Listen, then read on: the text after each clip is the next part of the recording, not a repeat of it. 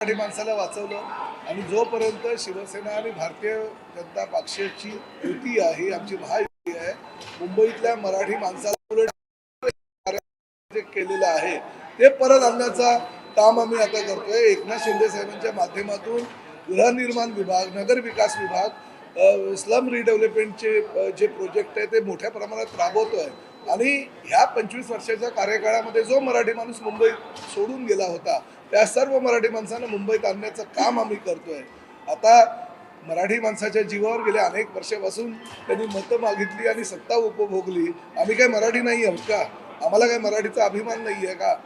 मराठी करून अभिमान प्रत्येक ठिकाणी लोकांच्या माध्यमातून लोकांपर्यंत संभ्रम निर्माण करायचा आणि नंतर मात्र हवं ते करायचं, हे चुकीचं धोरण आजपर्यंत या लोकांनी राबवलेलं आहे।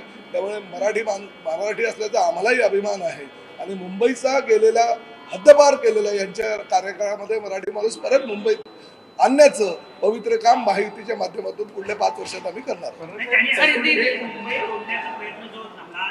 अहो, कुणी जगातला कुणीही जरी या ठिकाणी आला तर मुंबई 1 इंच सुद्धा आम्ही तोडू देणार नाही किंवा कुठल्याही परिस्थितीमध्ये मुंबईला तोडण्याची भाषा जर कुणी करत असेल तर त्याला त्याची जागा आम्ही लागतो। 2 टोळ्या सक्रिय झाले की ज्या आपले पोरं पळवत आहेत, याचा अर्थ शिंदे साहेबांना आणि फडणवीसांनाही त्या केली जोरदार आहे। मग आजपर्यंत हे टोळ्याचे सूत्रधार तर हेच होते, तेव्हा का नाही बोलले की आमच्या टोळ्या आहेत आणि आमच्या टोळ्याचे जे काही हे गुंड आहेत ते पोरं पळवत आहेत। ठीक आहे, आता निवडणुका आहेत, अशा तर भाषा त्यांच्या तोंडातून येणार। ठाणे महापालिका असू द्या, महापालिका, नवी मुंबई म्हणजे मुंबईसह इतर MMR क्षेत्रातल्या सगळ्या महापालिकांच्या संदर्भात महायुतीची घोषणा लवकरच होईल। माननीय मुख्यमंत्री देवेंद्रजी फडणवीस, उपमुख्यमंत्री एकनाथ शिंदे आणि त्याचबरोबर भारतीय जनता पक्षाचे प्रदेशाध्यक्ष रवींद्र चव्हाण यांच्याबरोबर सकारात्मक चर्चा चालू आहे।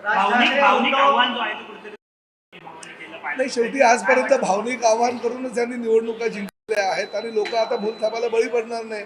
ज्या पद्धतीने महायुतीच्या कार्यकाळामध्ये ह्या मुंबईचा विकास झाला, डेव्हलपमेंट झाली, ज्या पद्धतीने अनेक प्रकल्प आम्ही लोक सर्वसामान्य जी जनता होती आजपर्यंत भावनिक आव्हानाला बळी पडत होती, ह्यावेळेस जनता फक्त आणि फक्त विकास बघेल आणि विकासाच्या माध्यमातून महायुतीला मतदान करेल।